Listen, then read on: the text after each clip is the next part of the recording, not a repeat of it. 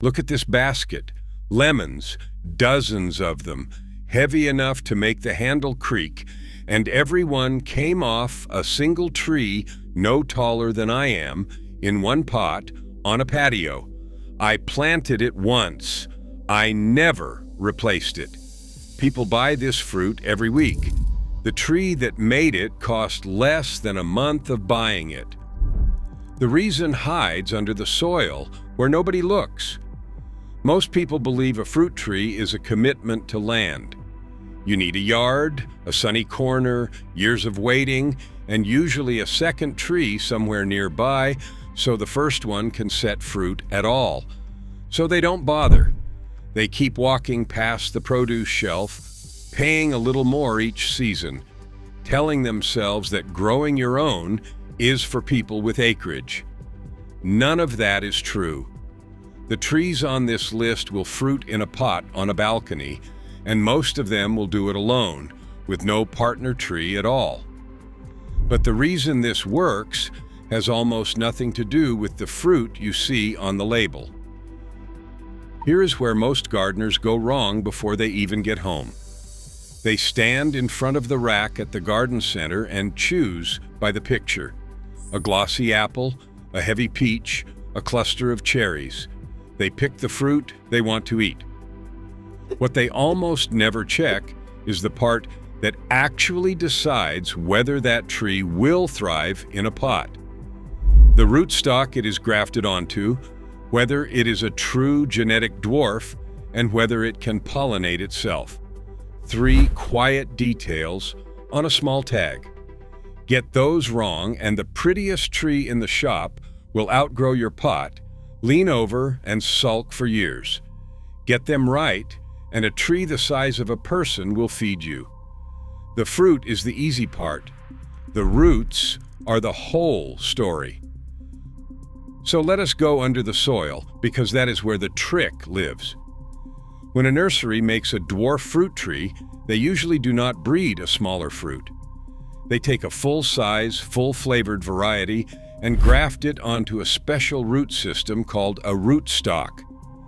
The top of the tree is normal. The roots underneath are bred to hold it small. With apples, the most extreme of these is a rootstock called M27, which keeps a mature tree to roughly 5 or 6 feet, no bigger than you are, which is exactly why it suits a patio pot. University extension horticulturists are clear on this point. The dwarfing lies in the rootstock, not in the variety.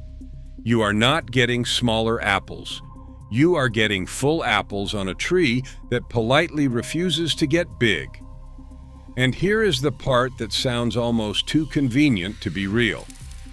A peer-reviewed study of dwarfing apple rootstocks found that these roots and keep the tree in a kind of low-energy, slow-spending state, holding back leafy shoot growth while shifting more of the tree's buds toward flowers instead.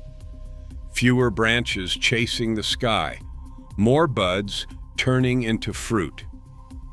So the dwarf tree is not a weaker version of a big one. It is a tree quietly redirected from growing wood to growing crop. That is the first thing the picture on the label never tells you. It was never about the variety, it was always about the roots. Now let me show you the trees that prove it, starting with the ones hiding in plain sight on the houseplant shelf. Citrus, a dwarf Meyer lemon, is the one I would hand a beginner first. It is a lemon crossed with a mandarin, sweeter and heartier than a true lemon, and a healthy one in a large pot can carry an astonishing number of fruit at once.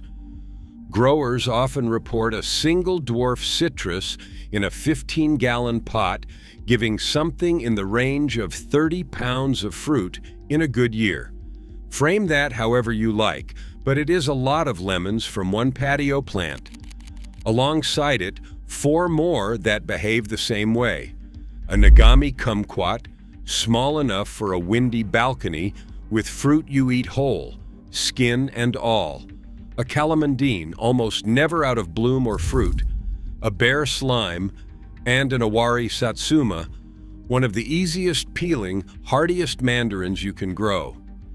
Every one of these sets fruit on its own, no partner required, and on a still spring evening, the blossom on a single potted lemon will scent a whole patio before a single fruit has even formed. Then there are the stone fruits, and these come at the problem from a different direction. Instead of a dwarfing rootstock, many are genetic dwarfs, naturally small trees that were simply born compact.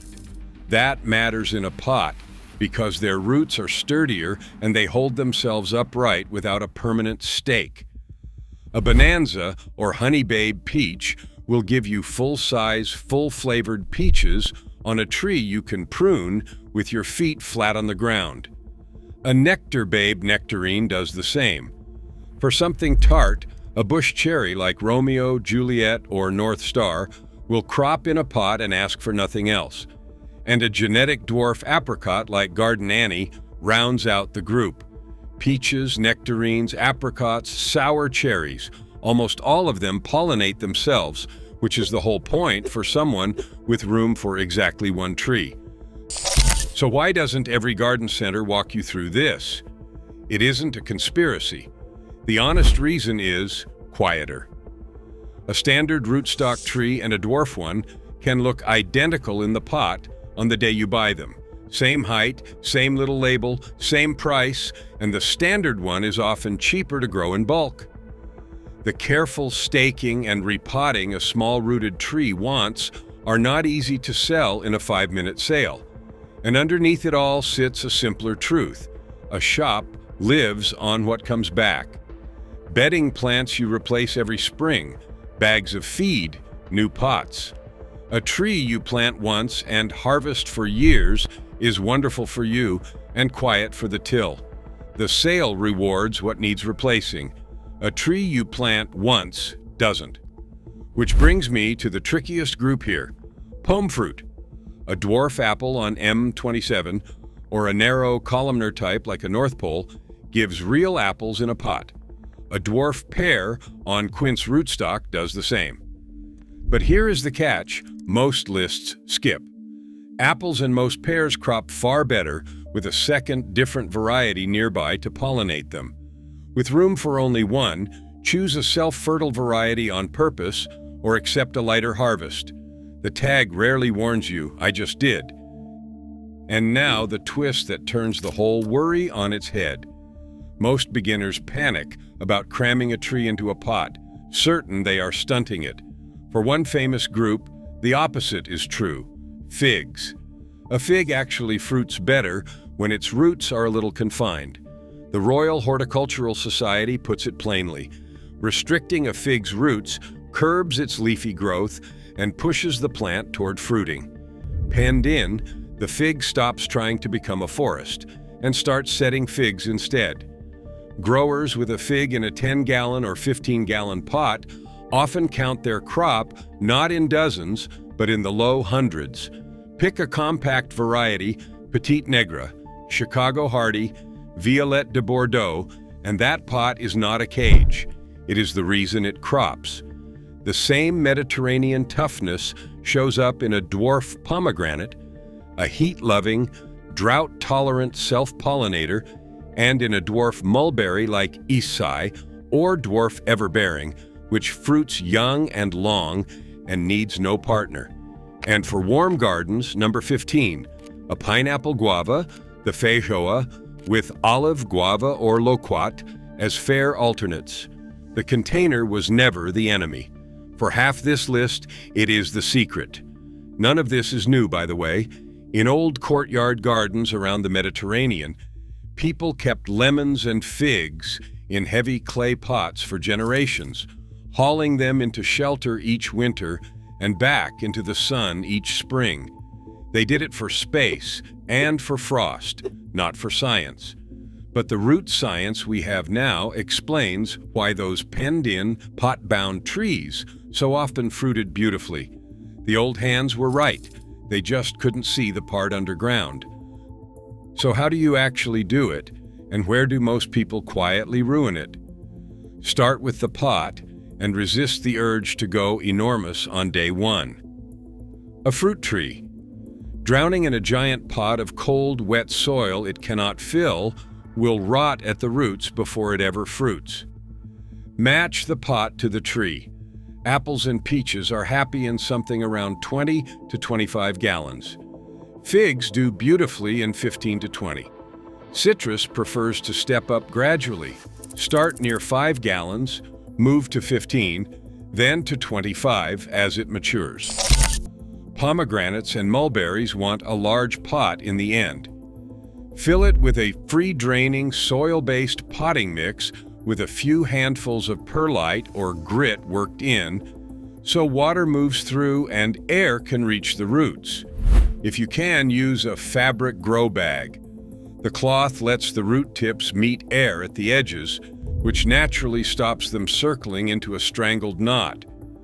That one choice prevents a lot of grief. Plant the deciduous trees, the apples, peaches, and figs, while they are dormant in late winter or early spring. Buy and settle citrus in the warm season when it is growing. After that, the daily work is mostly water. Pots dry out far faster than open ground, and a fig that goes dry will drop its leaves and its fruit in protest, so check it every day in real heat. Feed citrus around 3 times across the growing season with a nitrogen-rich citrus feed.